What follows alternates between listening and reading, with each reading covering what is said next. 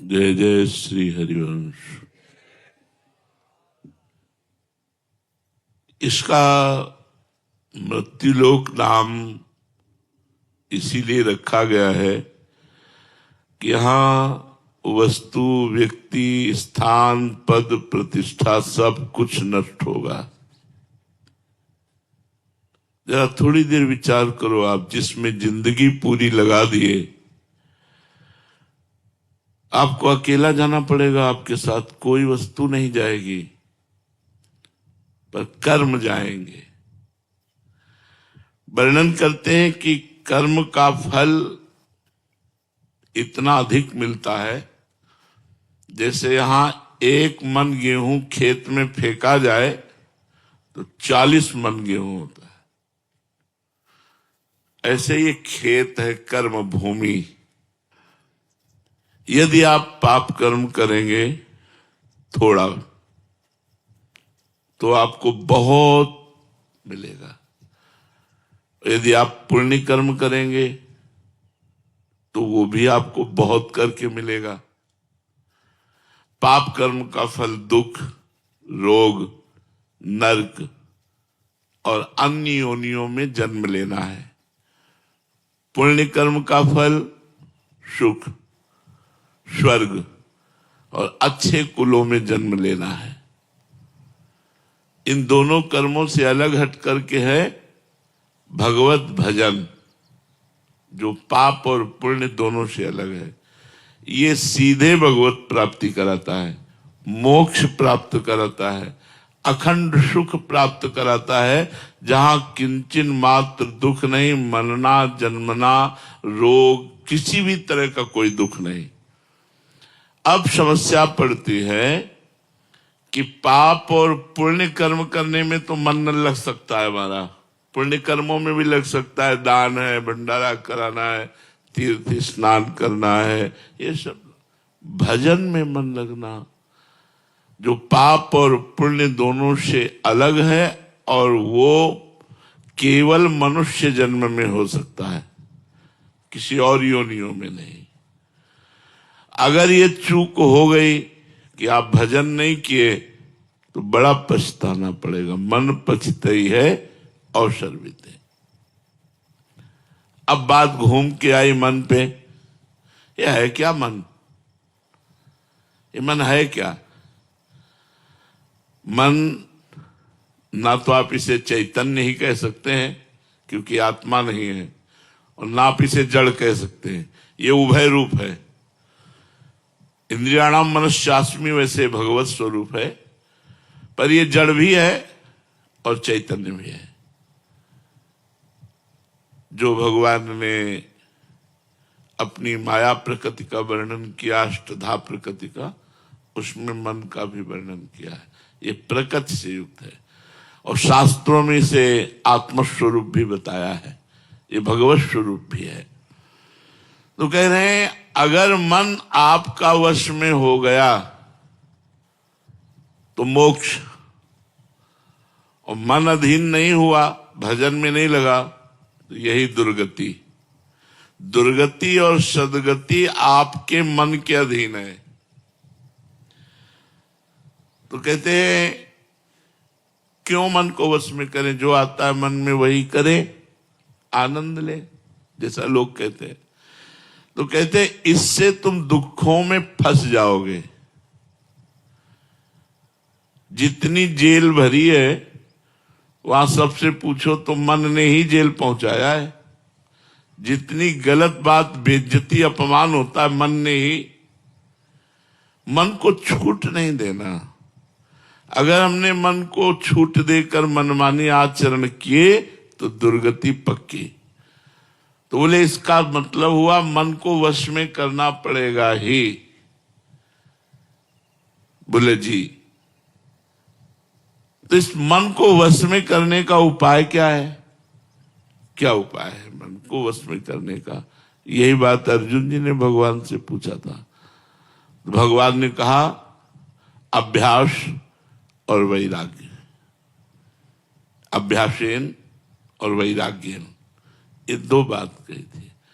अभ्यास तो राधा राधा राधा राधा राधा राधा, और वैराग्य गलत आचरणों से अपने आप को संपूर्ण रूप से बचाने की चेष्टा करना, ना बच पाने पर रोना और दुखी होना, प्रभु से प्रार्थना करना। जब हम नहीं बच पा रहे तो प्रभु से प्रार्थना करें, रोएं, वही रोक सकते हैं। कोशिश हमारी पूरी रहे, हमारी मनमानी आचरण ना हो। मन को अगर वश में करना है तो किसी भी भोग को भोगते समय नाम न छोड़िए, तो मन वश में हो जाएगा, पर नाम चलेगा नहीं। गुलाब जामुन पाना है, समोसा चटनी पाना है, अच्छे अच्छे पदार्थ उस समय चले राधा राधा, तो गुलाब जामुन का स्वाद आपको फंसा नहीं पाएगा। इसी तरह संपूर्ण भोग, जितने भी भोग संसार के हैं, गृहस्थ में या वैराग्य में जो भी सेवन किए जाते हैं, यदि बहुत काम की बात है, यदि भोग भोगते समय अभ्यास नाम का चल रहा है तो आपको भोग का जो स्वाद है वो फंसा नहीं पाएगा। और दूसरा वैराग्य, जो शास्त्र निषेध करता है, संत जन निषेध करते हैं, वो हमें नहीं करना। नहीं, फंस जाओगे पक्का, चाहे जितने चतुर हो फंस जाओगे। शास्त्र जो कहता है उसकी आज्ञा का यदि अक्षरशः पालन करोगे तो आपको माया फंसाएगी नहीं। अगर आज्ञा उल्लंघन शास्त्र की हुई तो आप फंसे फंसाए हो, चिंता, शोक, दुख, संकट ये जरूर आपको घेर लेंगे। अभ्यास हर कार्य करते हुए नाम जप करना, हर भोग भोगते हुए जो शास्त्र युक्त है नाम जप करना, और वैराग्य जिसे शास्त्र निषेध करता है, संत जन निषेध करते हैं, वो हम ना करें। फिर मन को हर समय देखते रहना, कहां जा रहा है, गलत जा रहा, तुरंत धिक्कार करके उसे हटाओ। ये जन्म भगवान के लिए मिला, तू गलत चिंतन करा रहा है। अगर सही जगह जा रहा है तो सपोर्ट कर दो उसको, धन्यवाद, बड़ी कृपा आपकी, आप भजन में लग रहे हैं। मन की चेष्टा को देखते रहना, मन को वश में करने के उपाय, पहला अभ्यास, दूसरा वैराग्य, तीसरा मन का निरीक्षण करते रहना, हर समय मन को देखते रहना। ऐसा नहीं हो पाता है, मन जो दिखाता है वो हम देखते हैं, हम मन को नहीं देख पाते। मन जो कराता है वो हम करते हैं, मन के ऊपर शासन नहीं कर पाते। यही साधक और असाधक में अंतर है। साधक हर समय मन को देखता रहता है, अगर वो गलत चेष्टा करता है, गलत संकल्प करता है तो उसकी वो काट करता है, वो धिक्कारता है, वो परेशान अंदर से होता, नहीं नहीं ये नहीं होना चाहिए। तो फिर मन सफल नहीं हो पाता है, क्योंकि वो साधक है, भगवान का भजन करता है। चौथा, गलत आचरण के लिए मन जब कहे तो हमें चलना ही नहीं है गलत आचरण में, चाहे वो जितना कहे। वो इतना कहेगा कि आप व्यथित होकर वही कर बैठेंगे। मन की चाल पहले वो धीरे से फंसाता है और फिर हावी हो जाता है। ऐसे ही, अरे ऐसा थोड़ी करेंगे, बस वहां तक टहल आते हैं, वो धीरे से वहां ले जाएगा, वो ले जाकर अपने बस में कर लेगा। तो मन के कथनानुसार हमको नहीं चलना है। तस्मात् शास्त्रम प्रमाणम ते कार्या कार्य व्यवस्थित। कार्य और अकार्य करना क्या है, क्या नहीं करना, इस शास्त्र के अनुसार चलना है। मन को बार बार भगवान की बातें सुनाना, इससे बस में होने लगेगा। अगर आपको ऐसा अवसर नहीं मिलता, बात वैसे तो अवसर है ही, मोबाइल भगवान है, आप संतों की वाणी, भगवान के पावन प्रवचन, पावन सत्संग, आप थोड़ी थोड़ी देर में आप सत्संग सुनते रहिए, आपका मन वश में होने लगेगा। और नाम को देखना, जैसे हम राधा जप रहे हैं तो राधा नाम देख करके राधा राधा, इससे मन बहुत जल्दी वश में होता है, पर लगता नहीं। अगर लग जाए तो बेड़ा पार हो जाए। मन को श्वास पे एकाग्र करना। जैसे अब हम नाम जप कर रहे हैं तो 5 नाम जप किए, ये गिनवाए मन से कि 5 नाम जप किए। अब श्वास छोड़ी तो 5 नाम जप किए, ये मन को गिनवाओ। अब वो जब इसमें लगेगा तो वश में हो जाएगा। ये सब उपाय मन के वश में करने के बता रहे हैं। और जब बिल्कुल कोई उपाय काम न करे तो हाथ उठाकर ऐसे भगवान से कहो, हे शरणागत प्रतिपाल, हे करुणा सिंधु, अब मन से हमको बचा लो, नहीं ये मन हमें मार डाल। इतना व्यथित करता है, वो करना ही पड़ता है, करना ही पड़ता है, इतना व्यथित करता है, करना ही पड़ता। आप लोग सब देख लो ना, तो उस समय भगवान की शरण में होकर भगवान को पुकारे, प्रेम पूर्वक भगवान का नाम कीर्तन करे, उनसे प्रार्थना करे तो मन वश में हो जाएगा। मन को वश में करने के लिए नियम पालन आवश्यक है। एक दिन सत्संग में यही कहा था यमुना किनारे कि आप 10,000 नाम का रोज जप का नियम लीजिए, आगे भगवान देखो तुम्हारा कैसे मंगल करते हैं।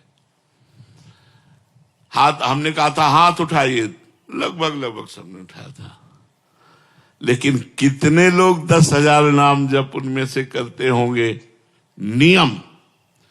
नियम में ही इतनी सामर्थ्य है कि मन को वश में कर लेता है। जो नियम, वो नियम, मरना जीना दुख सुख हानि लाभ इसकी कोई परवाह नहीं, नियम से मन वश में होता है। उठने का नियम, खाने का नियम, जप का नियम, जो नियमावली होती है, दिनचर्या होती है, वो प्रायः गृहस्थी में बहुत कम लोग कर पाते हैं। विरक्ति में तो नियम से ही चलना ही होता है, और जो विरक्ति से नियम से नहीं चलता वो साधक नहीं है। पर गृहस्थी में भी यदि नियम से चले तो मन वश में हो जाए। मन को वश में करने के लिए नियम लेना आवश्यक है। मैं ये नियम लेता हूं, अब बार बार खाना, बार बार ऐसे करना, इससे मन तुम्हारा चंचल रहे। नियम ले लो, एक बार 11 से 12 के बीच में भोजन करना है, एक बार 7 से 8 के बीच में भोजन करना है, बस बीच में पानी के अलावा और कुछ नहीं। कुछ नियम लो। एक बार दिन में भोजन करके अगर आपको ज्यादा मेहनत नहीं पड़ती तो काम चलाया जा सकता है। एक बार नाश्ता कर लीजिए, एक बार भोजन कर लीजिए, छोड़ दीजिए और नाम जप कीजिए। देखिए शाम के थोड़ा दूध ले लीजिए, कुछ नियम रखिए, मन वश में होगा। सात्विक भोजन, नियमित भोजन, नियमित दिनचर्या। मन को वश में करने के लिए जब हम चेष्टा करते हैं तब ये बलवान और हमको परास्त करता है, इसलिए सावधान रहें। जैसे किसी पहलवान को आप पटकना चाहें, मन पहलवान है, फिर वो सारे दांव पेच मारेगा कि आप छाचित गिरे, धोबिया पछाड़ मारेगा एकदम। तो जिस समय आप मन को वश में करने के लिए चले, उस समय गुरुदेव की कृपा मनाएं। हे गुरुदेव भगवान, आपकी ही आज्ञा से मैं आपके भजन मार्ग में इस मन को लगाना चाहता हूं, आप कृपा, गुरु कृपा ही केवलम। तो गुरु कृपा से आपको बल मिलेगा जिससे आप मन को अपने वश में कर पाएंगे। घबराने की जरूरत नहीं, ऊबने की जरूरत नहीं, निराश होने की जरूरत नहीं और हारने की जरूरत नहीं। ये संसारी पुरुष क्या जाने, हारना क्या जाने, जो गिरा हुआ है वो गिरना क्या जाने। एक साधु थे, वो 100 बार भ्रष्ट हो चुके थे। उन्होंने सोचा करने अब हम नहीं भजन कर पाएंगे। एक पेड़ के नीचे बैठे थे, सोचते थे इसी की डाल में हम कर लेंगे। तो देखा एक चींटा चढ़ रहा है, फिर गिरा, फिर देखा वो फिर चढ़ रहा है, फिर गिरा। कई बार चढ़ने पर गिरा, एक बार चढ़ गया। तो उन्होंने कहा यार हमको भी प्रयास करना चाहिए, बस फिर फिर साधना में लगे और भगवत प्राप्त हो गए। ऊबना नहीं, घबराना नहीं, निराश नहीं होना और हारना नहीं, अपनी साधना में चलते रहना। यदि भ्रष्ट हो जाओ तो भी, यदि गिर जाओ तो भी, नियम टूट जाए तो भी, अगर गलत मार्ग में कदम चला गया तो भी हम प्रयास नहीं छोड़ेंगे तो हम जीत जाएंगे। प्रयास छोड़ दिया तब तो फिर सब बेकार हो जाएगा। नाम जप करना, बार बार भोगों से मन को हटा के भगवान में लगाना। यदि हम हार भी जाते हैं तो भी हमको नहीं रुकना, हमें प्रयास करते रहना है। मन को प्रभु में लगाने के लिए प्रपंची लोगों से बचने की आवश्यकता है। वो आपको ऐसे दुलार प्यार फुसलाकर गलत मार्गों में या गलत वार्ता या गलत हर चीज, कोई भी बात मन जो सुनता है वो सीसी कैमरे की तरह मैं दृश्य सहित उस बात को कवर कर लेता है। और जब आप भजन में बैठते हो तो वो पेश करता है, और अगर भजन सही करते रहो तो वो डिलीट हो जाएगा। इसीलिए तो हम लोग परेशान हो जाते हैं कि ऐसे तो कोई परेशानी नहीं, लेकिन जब भजन में बैठो तो दुनिया का प्रपंच जो हिसाब नहीं लग रहा होगा वो हिसाब लग जाएगा उस समय जब भजन में बैठोगे। जो काम आपका छूट रहा होगा वो याद आ जाएगा। मतलब सारी समस्याओं का समाधान भजन, अगर आपको करना है समस्याओं का समाधान, भजन में बैठिए आप, मन वो सब करने लगेगा। जबकि उस समय हमें केवल भजन में ही मन को लगाना है, उस समय मन प्रपंच करने लगता है। तो मन को वश में करने के लिए प्रपंची लोगों से बचने की बहुत आवश्यकता है। और प्रपंच कई तरह का होता है, जैसे लोगों के साथ प्रपंच, टीवी के साथ प्रपंच, मोबाइल के साथ प्रपंच, ये भजन में हमें बड़ा बाधा देता है। कृपा और विश्वास, ये शब्द परमार्थ में, अध्यात्म में बड़ा महत्व रखते हैं। भगवान की कृपा और भगवान पर विश्वास। जिसको भगवान की कृपा और भगवान पर विश्वास है और अभ्यास, पुरुषार्थ, प्रयत्नशील है, वो मन को वश में कर लेता है। मन को वश कर रहो नित राग द्वेष विहीन, विषयों में विचरो उचित हो कभी न लीन। यूं भगवत सेवा करो पाओ महाप्रसाद, सब दुखों का अंत हो मिटे सभी अपवाद। यदि भगवान के आश्रित होकर भगवान को अर्पित किया हुआ भोजन पाते हुए, नाम जप करते हुए, कोई प्रपंच नहीं, कोई राग द्वेष नहीं, तो आपका मन आपके वश में हो जाएगा। अब जब आप मन को वश में करने चलेंगे तो आप में पावर एकत्रित होगा। बड़ी सावधानी की बात है। अगर आपने संकल्प करना शुरू किया और वो संकल्प पूरा होने लगे तो क्या कराया मन वश में फिर फिसल जाएगा। जैसे ऐसा हो जाए तो ठीक है, और वो चट से हो गया। ऐसा हो जाए तो, क्योंकि आपने पावर एकत्रित किया ना मन को एकाग्र करके, अब वो पावर आपने संकल्प में खर्चित कर दिया।